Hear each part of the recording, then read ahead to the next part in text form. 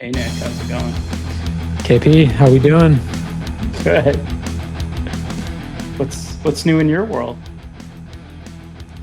Man, I've got the house to myself tonight. Sarah's out of town, and Gus, who stayed with me this week, he is at my parents' house. So the world is my oyster, and I've chosen to hang out with you on a Zoom call. So I don't know about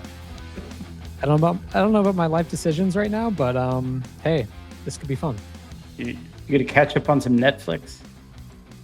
I haven't watched the show in feels like a year. I just completely gave up on TV. It's weird, right? It's work, kids, running around outside. That's all I got time for. Yeah. Yeah. It's kind of weird. Like, I think generally too, I talk to more people, they're just not watching as many TV shows, much of anything. Yet I don't know. Netflix stock seems to be doing okay. Yeah,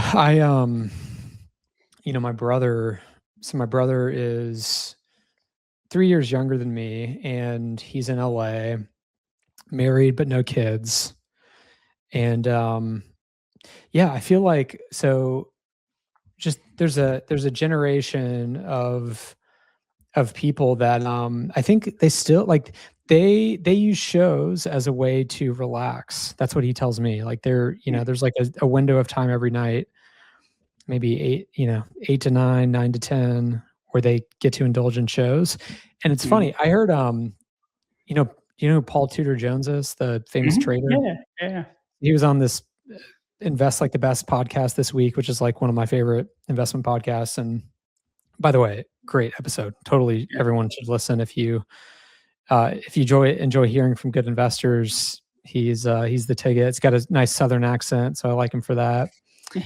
And but he watches shows every night with his wife. Yeah, he's like, I watch Netflix every night. It's how I come down from the stresses of trading.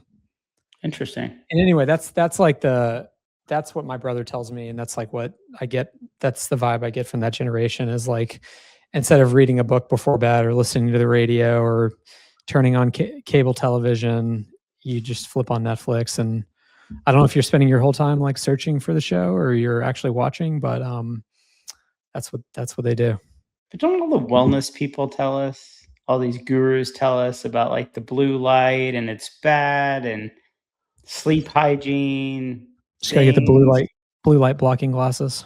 Yeah, like all the things, like we're not supposed to be watching TV before bed. Yeah. And all that. I mean, I just don't watch much TV. I listen every once in a while. Mm-hmm. Instead of like, if I've been kind of getting bored with podcasts lately. Really? Yeah, I've been getting really bored with podcasts. Yeah. And so so I've been like listening to shows. And it's kind of funny because when I was a kid, when I was like 12, my parents bought me an alarm clock that actually tuned into TV channels. Okay. So I would fall asleep listening to TV shows through my clock radio. So it makes me feel like I'm doing the same thing. Back as a kid in bed. Yeah. Speaking of wellness, you've been pretty active on the Twitters lately. Are you insinuating that my wellness is not good because I'm active on social media, or are you reading my peptide posts? Your peptide posts. I didn't know you were such a wellness guru these days.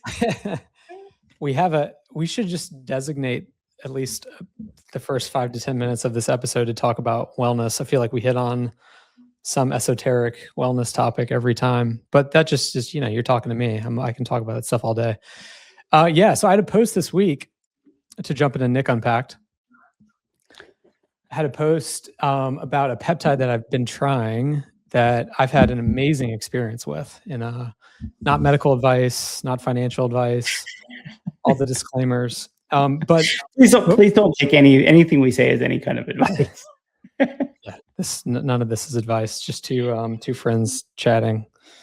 And but anyway, so first of all, I posted about a peptide.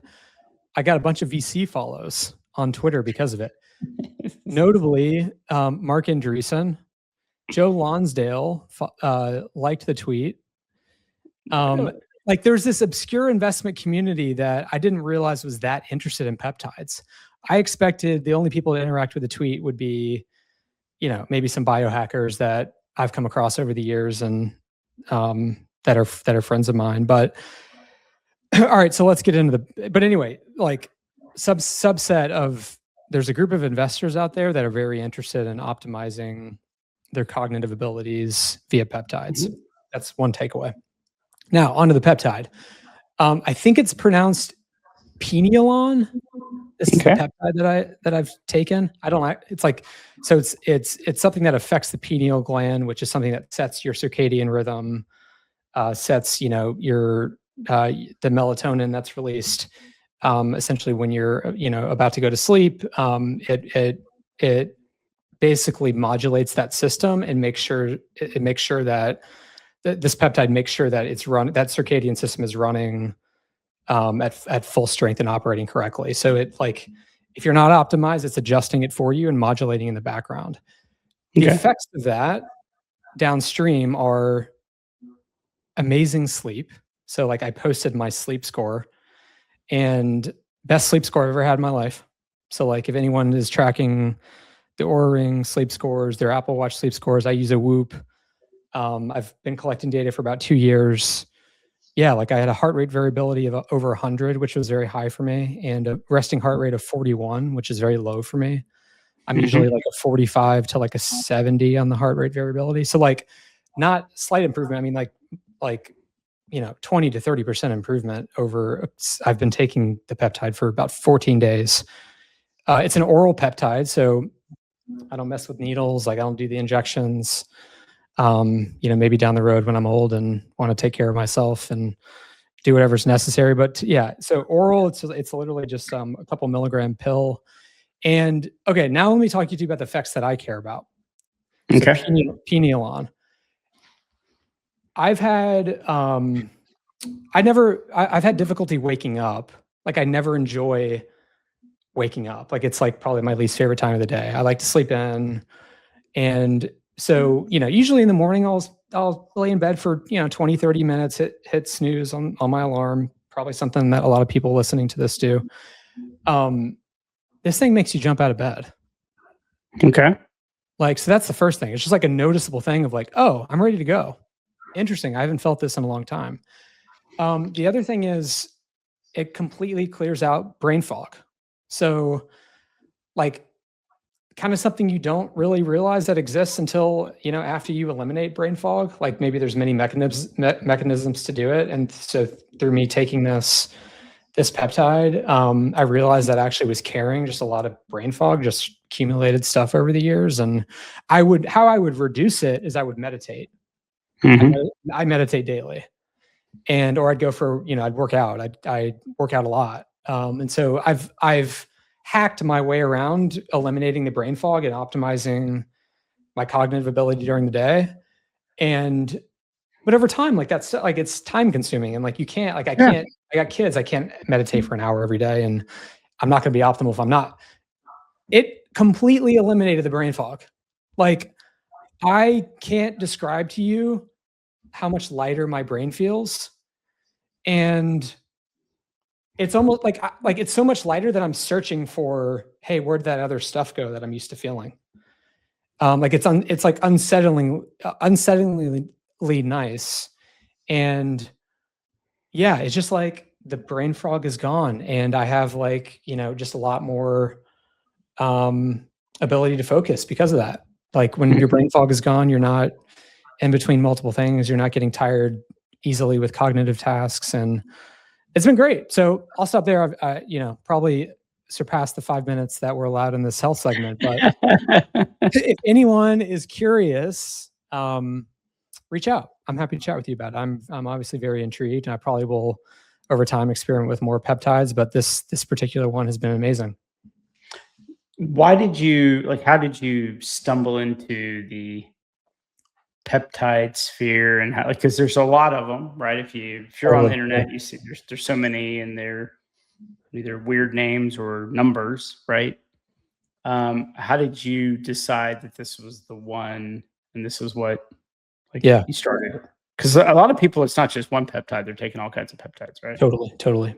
Yeah, there's like the weight loss peptides. That there's like the injectables. Like technically, some of the GLP ones are peptides, right? So yeah, well, first of all, I'm like in these niche communities, so I like I follow Andrew Huberman and that crowd. So I read about it. I'm curious. I've taken coaching calls with people that are deep in the weeds of the stuff, like nutritionists, integrated medicine. So like I've dabbled in in and around this space for years, and I'm generally like aware of just the research that's coming out of them on them. And then as a stepping stone, the most notable peptide that probably a lot of people have heard about is called BPC 157, which is a peptide that reduces inflammation, acute injuries. Like athletes use it when they're recovering from like a torn ACL or any injury. They're injecting it.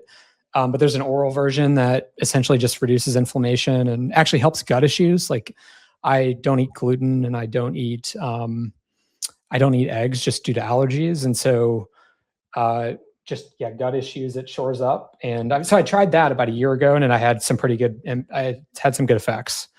Yeah. And it just so that was my gateway drug into the cognitive peptides. I've been having the classic 50-something-year-old rotator cuff issue. I don't know if you know about this. It's a very common thing. About it, yeah. Yeah, it's a very common thing. So I've been dealing with that for a while, right? But of course, I clicked on some things, right? When you click on some things, there's all kinds of stuff, right? There's rotator cuff stabilizers, there's wave therapy. I actually bought this thing. You spin this little ball. It's supposed to help you build the muscles up. It helped a little bit. But that BPC 157, that shows up in my stream constantly. Yeah. I think that like whenever you have an acute injury, from what I've read, like you can do, if you do injectables, like it's pretty effective at solving the problem quickly. So if you're open to experimenting, I mean, I don't think it's like, again, not medical advice, but I don't think it's that risky. I think it's like pretty proven. And actually, I have a friend who's an orthopedic surgeon, and I started talking to him about this one day. I just was curious on his opinion, and he basically was like, all of my clients that are coming to me are asking about this stuff. Yeah. And he can't have a position on it. Like he can't. So, I was thinking if we keep talking about wellness stuff, we might get a sponsorship from like AG1. Yeah. What's the other one? The 8 Sleep, the pod stuff. Like, I mean, I don't know, man. If we spend like 10 minutes an episode talking about wellness, maybe we get flagged and somebody sends us money. That'd be good. The peptide post I had like 200K views, and like 20 people were asking, where did you buy it? Yeah. Like, I want to buy this. Where'd you buy it?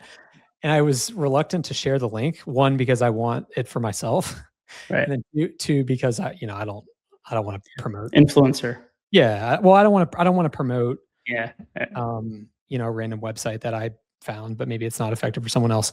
And I also want, like, hey, whoa, where's my affiliate check? Where's my influencer check? Like, I'm going to send thousands of people to your site. That's not fair. No. All right. Well, that's cool. Thanks for asking, KP. Yeah, appreciate it. All right, let's jump into the first time I saw that post, I was like, I better call Nick. His Twitter account got hacked. I was unsure that it was you. Yeah, I've been experimenting out there with talking about like Frank Lloyd Wright. You're talking about like Frank Lloyd Wright and robotics and then peptides. I was like, what happened? That's right. We have we can go deep on many topics here at Shadow Ventures. Yeah. Anyway, on to the usual topics of the show: built environment, technology. We want to talk about physical AI. Does everyone know? Yeah, do you think our listeners know what that term means? Yeah, I think popularized by NVIDIA. Once again, if you only have so much time to listen to anyone out there, talking about AI, the only person you should make time for is Jensen. The guy's just good. I It's like interesting. that take. He's right. Yes, is he trying to sell more NVIDIA stuff?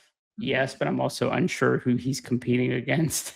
You know, like I don't think it's purely just promotional. I think they're doing okay. Mhm. However, I think he tends to have the most concise ideas around where we're at and where things are going.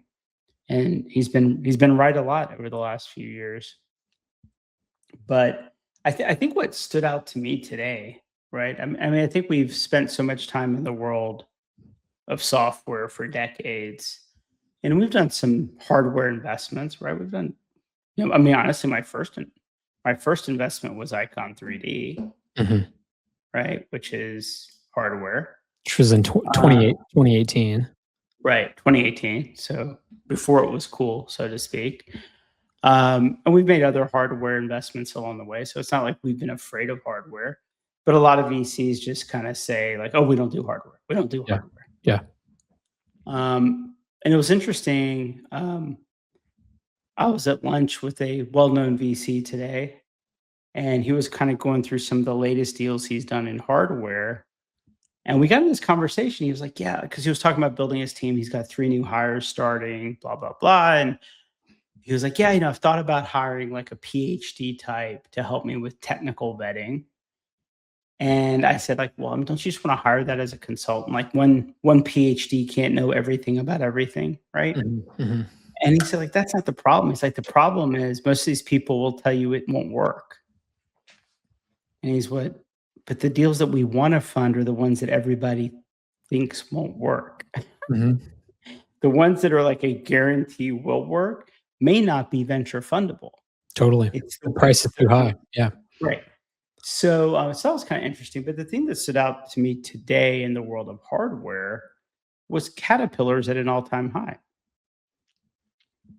And Salesforce, ticker CRM, not doing so hot, Mhm. right? So if you would have said 2 years ago, man, bet on Caterpillar, forget about these SaaS companies, go bet on Caterpillar, people would have probably thought you were a lunatic. But what I think is interesting, being in venture, we always talk about, can this SaaS startup disrupt Salesforce, Procore, whoever, right? Are they going to be Mhm. able to dethrone the incumbents? Which I think is also like really fascinating. I spoke at a conference last week called Building Transformations. It was over at Hensel Phelps Innovation Center in Phoenix, and I kind of gave a little keynote, some insights into what we're building at Zero RFI from a tech stack perspective, and I got just a ton of feedback, which was Yeah. cool. Yeah. But you know, one of the things I brought up is Autodesk, who everybody loves to hate on. Right? It's just easy. I was like, they made a $250 million investment into World Labs. Mhm. Like, all these startups should be worried now, right? Procore's making some moves. So these people, these firms, these old incumbents in software that we've always thought about our startups disrupting, they're actually making some really good moves, Yeah. which should concern you because a lot of startups say, like, I mean, Procore, they're the worst. We're going to disrupt them because they're so terrible, blah, blah, blah. I mean, maybe that's not the case, right? But there's a formula to disrupting the software companies, and a lot of that is the capital moat to go build these things over the years has been not so much money, Mhm. right? So if you say, okay, well, we're out of this cycle, software's become a commodity, blah, blah, blah, right? If we believe in that narrative and we're saying, like, hey, let's go invest in hardware. How do you disrupt an incumbent like Caterpillar? One, it's capital intense. It's there's R&D, but there's also manufacturing, right? Think about what happened with software. The minute I stopped having to ship CDs and put it on a server and do all these things, and I could just spin it up in the cloud. That was a big unlock for the SaaS economy, was just, oh, you need 100 more customers? Boom, just spin up some more virtual servers in AWS, right? So the unlock there was versus in the 90s when I was having to make my own servers and install them in racks in data centers and pay for rack space in data centers. All of a sudden, AWS shows up and you don't have to do any of those things, right? So we de-risked and took the cost of entry way down with AWS. And then now with AI, we've taken down the software development cycles way down, right? So, but in hardware, you got to go design and make sure the thing works, right? Totally. Yeah. Got to get it like certified, and you have to be able to manufacture. And so, by the way, R&D is very different than manufacturing. Like you have to go to a warehouse, like our friends at Anduril. I think they're up to 2 million square feet now. Manufacturing stuff, that's a different thing, right? Yeah. It's a different thing. The minute you have loading docks, I mean, like me and Barry Clark, we worked at software automation, and our office space was like a lab, right? We had loading dock doors and stuff. It's a different business. And so when you look at the moat that companies like Caterpillar or John Deere or any of the big hardware companies have, how do we even look at how is a startup going to disrupt them? Yeah, super hard to displace. Right. And then the only one that we have a really good benchmark against is Tesla, which was not easy either. That was not a straight line either. It was not a layup, no. Yeah, it was not a layup. I think it's been well documented. Elon Musk almost went bankrupt. You could also say SpaceX is there too.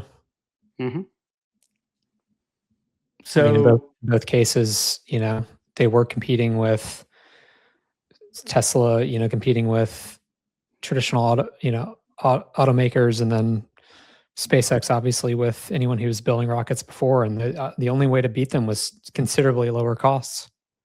And it wasn't like, hey, I need to be cost competitive. It was like, I have to be much, much cheaper in my manufacturing processes. It's the only way they won. But it required an entire re-architecture of both systems. Right. That's the thing. It's two different levels of innovation, right? You have to innovate on the R&D side, and you have to innovate on the manufacturing side. Yep. And then it's so much to overcome. Yep. I totally agree. Capital needs, right? Capital for R&D, capital, got to get a real estate loan, right? Got to get a mortgage to go or get lease space. Maybe put up a letter of credit to be able to be worthy of leasing the space. And then we have to build inventory, which means we have to have parts and fund inventory. By the way, we probably have supply chain dependencies. All of a sudden you're fighting, you're Tesla, and you're fighting for batteries with everyone else, with Hyundai and everyone else, right? Like, it's not for the faint of heart. So I think when VCs, including us, say like, hey, yeah, we're done with SaaS, we're moving to physical AI, I don't know that most of the VCs understand it. Like, I don't think a lot of them understand themselves the capital stack and how to pull this stuff off. Yeah, I'm sure. Clearly, there's some that have been successful at it, but I think that's also why classically most VCs have said, "Oh, we don't do hardware." 100%. Yeah, there's a different underwriting process entirely. There's a different capital structure that should be there to support it. There is a different skill set required from your VCs in a lot of ways. Yeah. Like, what do you need from your investors? It's probably not just software strategy advice and product advice and hiring, recruiting, right? I mean, those are all still true of hardware, but you need financial sophistication to pull off the financial engineering to make it possible. You need the technical sophistication to make the right, if you want to double check that you're making the right decision with someone in your circle, ideally you can call an investor and ask them questions. Now, I don't think Elon is a unique individual. I don't think he was relying on his investors to make the right technical decisions. But when you look at the scale of founders who are going to need to make really important technical calls, and they're building hardware systems that haven't existed before, I don't know. I think it's kind of a baseline. Yeah. It's a baseline need. Yeah, I mean, I think we've always said classically to be in venture capital, having an MBA is not a requirement. In fact, it could be a problem because you could investing in a seed stage SaaS company. I'm not convinced, how much MBA work and experience is needed, right? How important is that? Probably not. I mean, how much time do we spend doing discounted cash flow analysis and any of those things? None. And by the way, Claude can do all that stuff for you now. But I think in the world of hardware, you do need to have a level of expertise, to understand truly, what does the balance sheet have to look like? How do you think about R&D spend? How do you think about equity? How do you think about debt? Whether it's permanent debt, whether it's mezzanine debt. I mean, it gets really complicated, right? But I think, and we've been spending a lot of time specifically with one of our portcos to really, I would say, help them. But I would also argue we're kind of learning along the way too, right? In terms of how they're thinking about acquisitions and things like that. I feel like we've had to learn along the way, just as the founder was learning along the way. Yeah, 100%. Yeah, and I think partly we're learning, and this is a new space that a lot of VCs are gonna, I think, struggle to find their footing, because it's never really been done in venture before. There's never been a class of hardware investors beyond the people that were early SpaceX, Anduril, and Tesla. Like those were the winners. I would slightly disagree with you. Go on. Mostly being that Silicon Valley got its name from the Intels and the Fairchild Semiconductor. Sure. Yeah. Right. Rooted in hardware. In fact, many of the classic venture folks believe that the whole point of venture capital is to put that risk capital really around technical risk, right? Less so about market risk was kind of the old, it's like if you can actually build a processor that's 10 times faster than the other guy's processor, we don't have to do any market analysis. We know it'll sell, right? The question is, can you actually build it, and can you build it for a price point that you can actually make? Is there enough market for it to make a margin on it, right? It's not that there's not demand. Yeah. It's kind of like biotech, right? If you can get those two molecules to bind and find a cure for cancer, you probably don't have to worry about the market sizing, right? It's more the technical risk. And I think somewhere along the way, venture shifted from being 100% about technical risk back in the day, right? The Don Valentine days, to being about business risk and like go-to-market risk. And I think now you're seeing maybe a shift otherwise to start saying like, well, even what I'm doing with Zero around these AI roll-up strategies is, as venture, we look at this downside risk, right? Like it might go to zero. And private equity doesn't optimize for downside risk. They optimize for upside opportunity. Yeah. Right.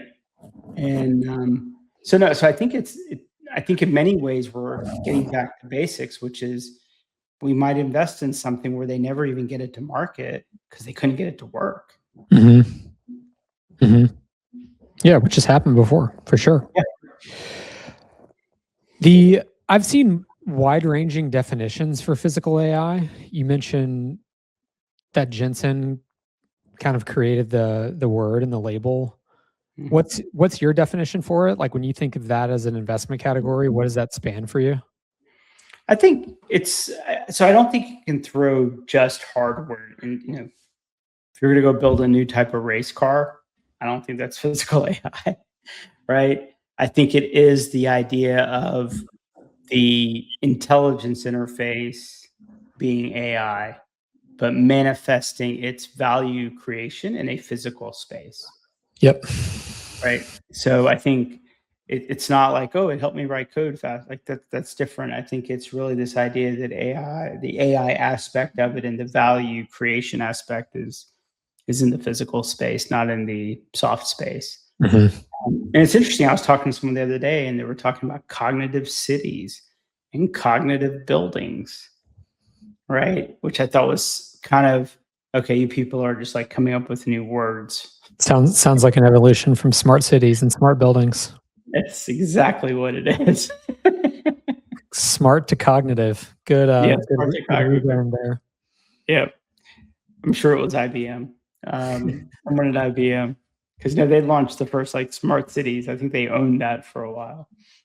It's very funny. But no, I think I think that's what we think about like physical AI. Because I think if you're just going to go build a better bicycle, cool. That's just physical. That's a Yeah. product. Yeah. Yeah, I think that when I first heard of physical AI, this was a couple years ago when he coined it, but the first thought that came to mind for me was humanoids, Mm-hmm. because they're essentially intelligence embedded into human form factor, physical form factor. Another word for that is embodied AI. So I think like those are Mm-hmm. kind of interchangeable with that word. Yep. But I think for us, the applicability for the built environment is actually much, it goes well beyond just humanoids and just and just AI embedded into the physical form. It actually can, it's AI potentially embedded into industrial processes. So if you had a specialized robotic system, like like an automated architecture or an icon, right? They've invented new robotic systems, or they have specialized components on the robotics, and you're embedding new layers of intelligence into that industrial system. That is also physical AI. Mm-hmm. Like if you're doing things that you could not do before, or there's like there's a new data set that you're now able to leverage to simulate to get a lot more accurate.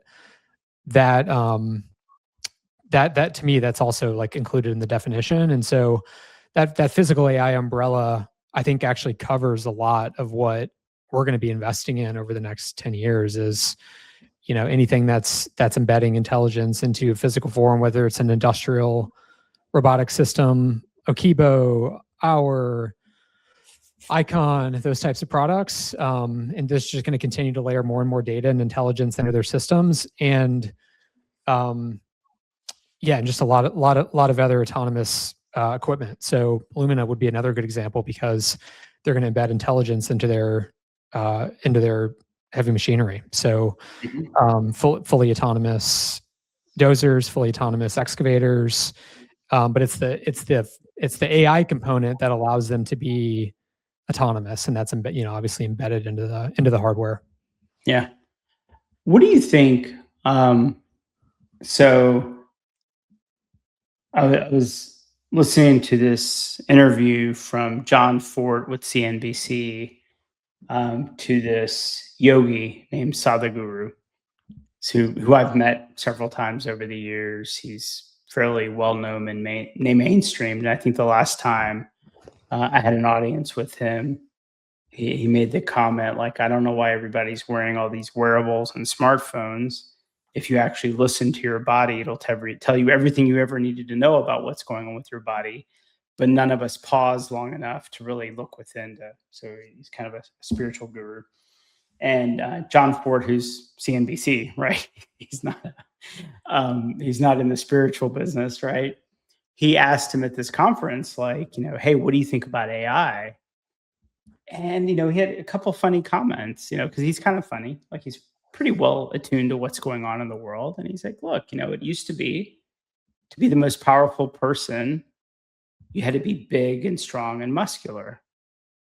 And he's like, now we call that a security guard, right? Like that's not the power dynamic of society has changed because of these technologies and because I think it was him or it was someone else that said, look, if as humans we've been trying to fly and we invented airplanes, but we still can't fly as humans, right? We still can't do it. Like nobody can flap their arms and fly. Sure. We can just build all the things. Like we'll never replace a bird was kind of the idea. But the commentary is like, what are we all going to do? Right? What are we going to do when AI does everything? Mhm. And it was funny. I just been listening to that. And then I went out to some restaurant to eat. And of course, I get there 5 minutes before they're closing. And there's like a woman pushing a mop. Right. And I'm just like watching this. I'm like, okay, like, would, because I lived in India for a little bit. They don't have mops. People get on the ground with a cloth and wipe with their hands. Right. Which is backbreaking. And I just was sitting there watching her mop. And I was like, could she imagine a world where she didn't have a mop? Mm. Could she imagine a world where she got a bucket and had a rag and had to sit there and get on her hands and knees, Mm. Cinderella style, and like scrub the floors? And so I think it's interesting because when we think about some of this physical AI stuff, we're acting like as humans, we've never created tools. Totally. Yeah. We've constantly created tools. And in many ways, I think some of those tools created an abundance, which has been problematic, right? In Mhm. other words, if you can mass manufacture food and get, essentially mass manufacture calories, right? We talk about AI factories, the food industry is calorie factories, right? They're Mhm. Mhm. generating calories for us. Um, that got over optimized, right? I don't think any of us believe that, you know, how fruity pebbles are created and how food is manufactured these days is a good thing, Mhm. right? How mass farming works is a good thing. Pesticides are a good thing. But those were all innovations. If you think about a pesticide, it was a major innovation to kind of feed the planet, right? What Monsanto did with their wild seeds, right? So those are all innovations that created abundance. Well, it turns out maybe too much abundance is bad. Mhm. So I think it's interesting when we talk about the physical AI stuff is how much of it's just going to be like mainstream. We're never going to question that, like, oh, that took someone's job away, Mhm. right? I mean, I think there's just a lot of things we I don't know, we over index into the future thinking that we have some like, oh my God, what are people going to do? Yeah. And people will do different things, Yeah. but along those lines, right? I had a conversation with a friend yesterday about Claude's new design capabilities. And of course, you know, the Twitter sphere, right? Oh my God, Claude just announced XYZ. It's insane. All graphic designers are toast, right? Like that you see all those narratives on Twitter. Mhm. But what's funny is like, I mean, some graphic designers. Um, how many of them do graphic design for corporates because that's what they want to do? Every graphic designer I know is like in a band, has some other like they're doing graphic design Yeah. to make a living, but they generally hate it. There's nobody at Coca-Cola making posters and flyers as a graphic designer that loves that. Chances are they're sculptors, they're in a rock band, they're doing stand-up. They have other artistic Yeah. The things. core substrate in a graphic designer is artist, just Right, like the core substrate in a copywriter is writer. right. Like they probably want to be, if you're a copywriter, like you probably want to be writing some, whether it's a book or novel or, journalism. You probably don't want to be writing advertisements. Is Yeah. is a safe assumption. But So yeah, yeah. So does it become a forcing function for people to take those risks I was listening to Tetragrammaton yesterday and it was like the founder of Substack, right? Oh yeah, yeah. I Yeah, saw that. Yeah. yeah. Maybe you work on being a Substack writer and you monetize your art that way, right? Mhm. So I think like the physical AI stuff, people seem also very fixated on, oh, it's going to take jobs away. But I don't know I, how that's going. I mean, I don't think any of us know how it's going to work out. I feel like so I have some interesting commentary on this because I mean, to your comments on Twitter and posting, I've been posting robotics content on Twitter from some of our portfolio companies. So last week I posted a video of Okibo. And for anyone who doesn't know, Okibo is a shadow portfolio company that does interior finishing, fully autonomous. They focus primarily on wall finishes now. So drywalling and painting. You essentially put the robot in a space. It can reach up to 24 feet, which is obviously much higher than what humans can reach, much higher than 12 feet, KP. I think you had a question about that. Yeah, it's much higher than, who's that company? Canvas. It's a Canvas? Yeah, I don't know. Yeah. Yeah, JLG, they bought them. Yeah, they're great. They just can't go up to 24 feet. 13 feet. They're very short. So anyway, I posted this video of Okibo, just the machine working, because we were there with them last week. 300,000 views. And the reason it got such a high view count is because it was controversial. People were, half the people were like, amazing, like, we're going to get to reduce construction costs. Like to your point, the workers will be able to do more meaningful work and like less backbreaking work. Like hanging drywall and taping is tough. Like who actually wants to be taping drywall? Like no one. Like ask the drywallers, they don't want to do that. And so, but there's of course the other contention that's like, oh my God, they're coming for the physical jobs too. Like we're already having this AI conversation, and you thought you were safe going to work in the trades, going back to trade school. Well, look, robot that's doing fully autonomous trade work, and it just created like this firestorm. And so like I saw all the commentary. I had a couple hundred comments, and I think there's something to the physical form that is different from AI, which is the digital form.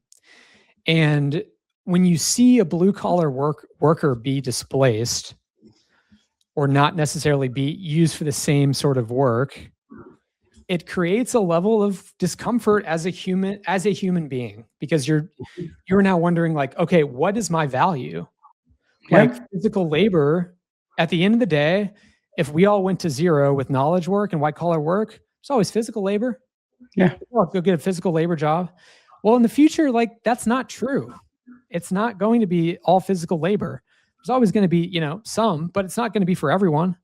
And that reality, I think, is tough for the human to accept.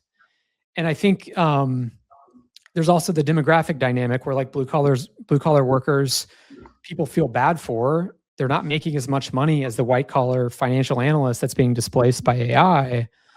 But so like people feel a different level of guilt around, displacing them and taking their jobs. Now, to your point, we've always tried to use the best tools that exist to push humanity forward and build a world of abundance.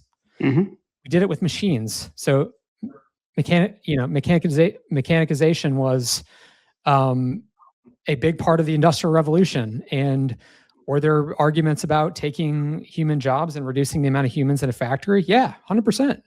Yep. Were we better off for it? Yes, 100%.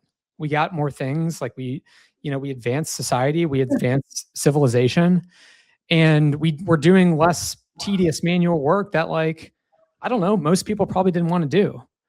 And so it's just like getting to robotic autonomy is just that next phase. And to immediately think that those humans are not going to be leveraged on a job site or leveraged to still do physical work in and around that activity is silly. Like humans are still going to be in a factory. We're going to be we'll be around. We'll be operating the machinery. Like there will be use cases, especially in the immediate future, like over 20 years. Like I don't know, maybe humanoid is actually just on the job site and we're doing other stuff.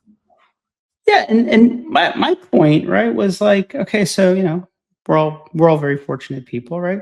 So next time my cleaners come by the house, I'm gonna take away their mop, give them a rag, and tell them to like hand wash all the dishes, and they're gonna look at me like I'm insane, right? I'm like, no, but I'll pay you the extra hours to hand wash and hand dry all the dishes and to scrub the floors by hand. I'll pay you more. I don't think they're going to care. I think they're going to walk out if I did that, right? Yeah. In other words, I'm going to take all these tools from you, do it the old-fashioned way, and Totally. I'll pay the same. I'll pay by the hour anyway. I already pay you by the hour. Yeah. You get to work more hours, and doesn't that make you happy to work more hours and make more money? I think it's a great response to that argument, because that's exactly what it is. Yeah. Like, it is using an inferior, you're opting to use an inferior tool to complete work if you're not leveraging the best system, which is going to be obviously robotics. Right. And so I think, and so I was thinking about like the graphic designers, right? Like, does it become a forcing function for them to try to like find joy in what they actually have meaning, what they believe is the things that are interested in? It's kind of like if you're going to we used to say, like, if you're going to side hustle your startup and never quit your job, I'm not interested in funding that. Like, you're not all in. So some of this stuff maybe push artists to go all in on what they really enjoy and do and try to monetize that, which is kind of interesting. But then I was talking to one of my founders, one of our founders, and he said he had one of his software engineers quit. And I was like, really? Like, what happened? I was happy. He said, we started doing more Claude coding. And he despises AI coding and quit. Yeah, this is leaving, happening. Right, is leaving the tech industry.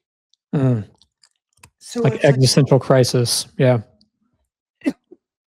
What's that? I mean, at least like my friend that's a graphic, or I have a friend that's a graphic artist, amazing, and she's in a band. So if in her world, if she got fired, she'd be like, great, I'm gonna go do more gigs and try to make a living playing music, right? Yeah. What's the software engineer guy gonna do? Great question. Like, leave? No idea. Like, go be a baker? I don't know, right? It depends on what's the core interest. But it was funny is like, I feel like, to me, like the what we have out there in terms of coding has kind of made coding fun again. And for him, it's made it like not fun. It changes. So there's this,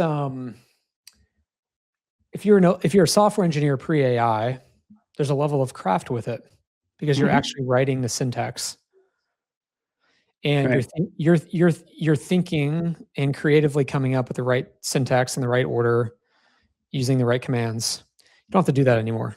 In fact, like, you're at a disadvantage if you try to do that. And that's probably his realization. There's an amazing article about this. We should link to it in the show notes. Like, we have show notes. I don't know if we've ever done that. Send Angela a link. Repeating what I hear on other podcasts. Yeah, in the show notes that we use for this episode. It's called We Mourn Our Craft, and it's written by a software engineer. It was written earlier this year, I think in February. And it's just about the crisis that exists, and like the decisioning on the accepting reality, and that it's still painful. There's an identity crisis. You have to go through it, and you also have to learn how to embrace the new tool to move through it if you want to stay in the career. And so, and it frames it really well because it's written from a software engineering standpoint.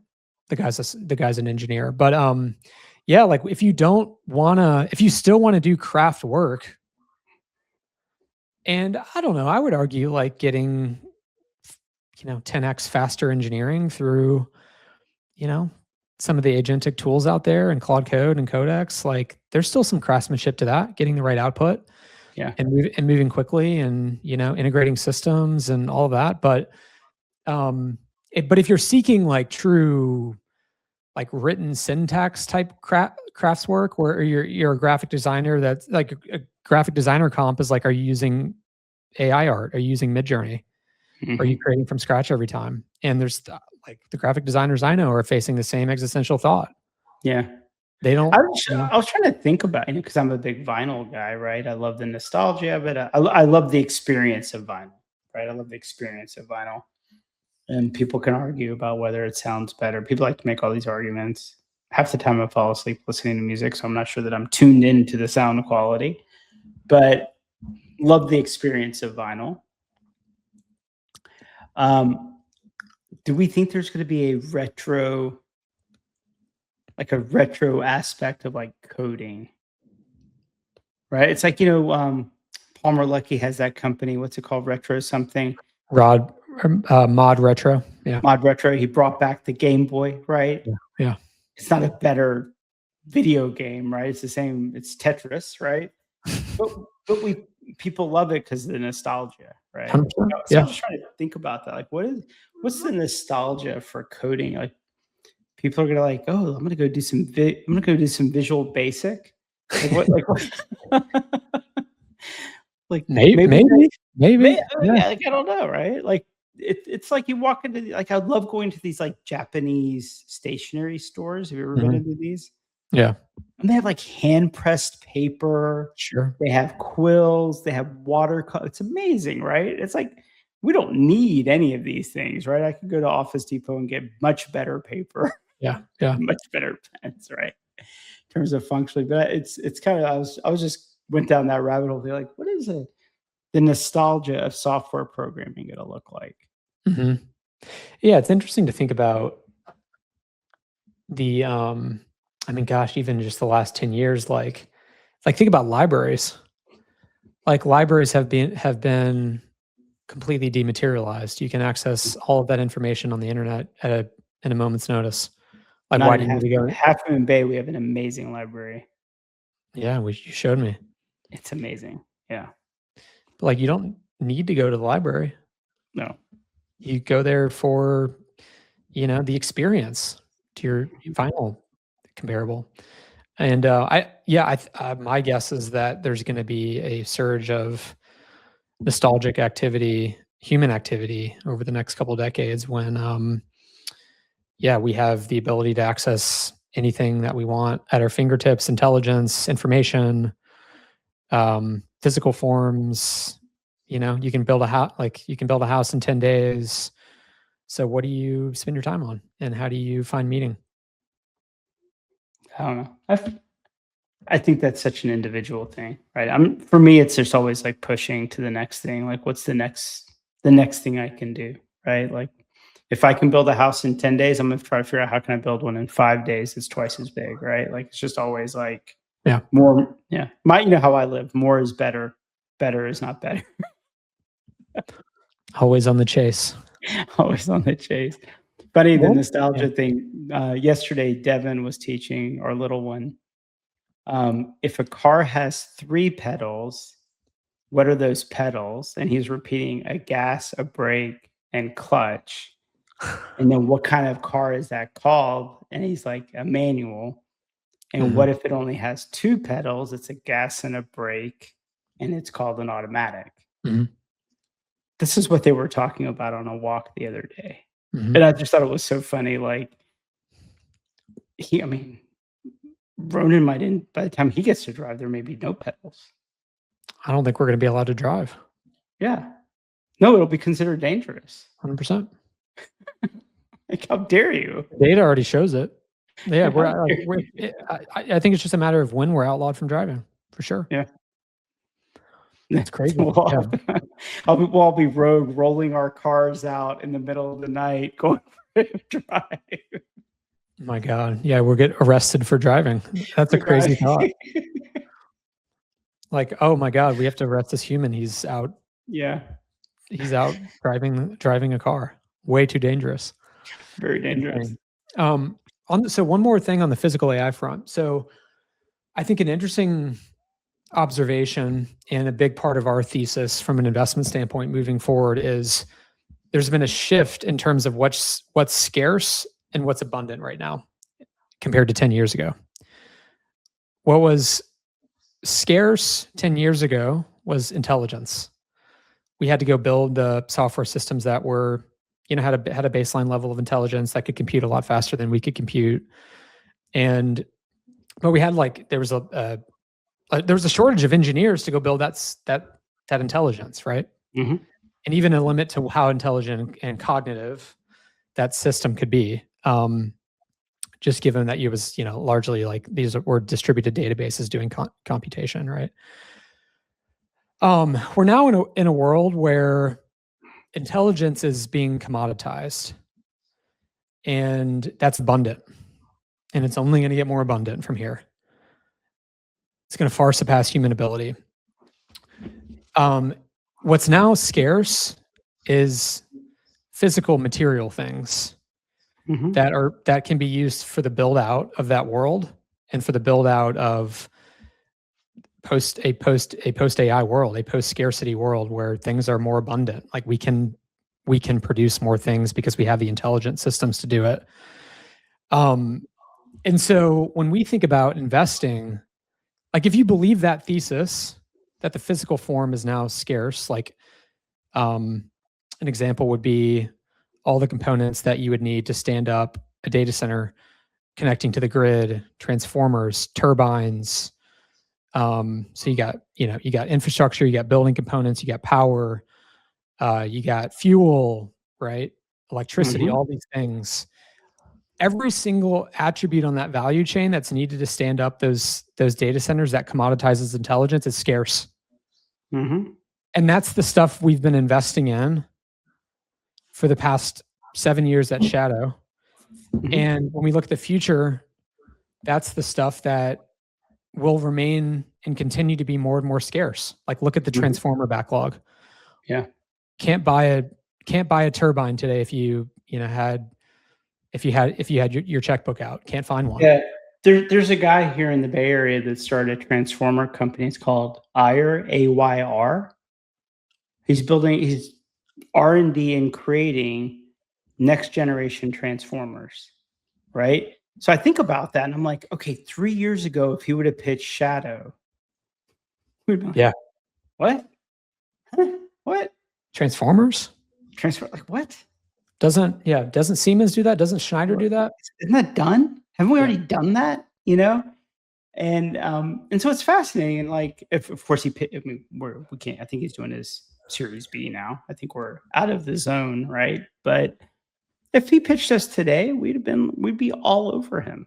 And so I think like this idea that I think to your point, like I don't know that intelligence is gone, right? I think we still have creativity. I think we still have different ideas and the application of these different ideas, right? But I think what it's doing is really raising the bar around entrepreneurship. Like you just can't be like, I'm going to build a dating app, or I'm going to make the Uber. I mean, you know how many pitches we get? We're building the Uber of, right? I mean, we never did any of those things, but some people did and did fine at it, right? But we're always like, nah, like I don't get that, right? So I think in many ways, it's going to push people to come up with better ideas around any of this stuff. But no, look, the physical world is where we live, and I think it turns out the TAM of the physical world is increasing because we're going to be on the moon. Yeah. I always joke around about like Icon when they pitched me. I was like, "This is the TAM." It did not include the moon. So strange. It's going to be wild when that's the biggest segment of their business. Yep. Well, cool, man. Cool. That's probably enough for today. Yeah. Peptides, everybody. Peptides. Yep. Reach out. Not medical advice. All right, man. We'll see you.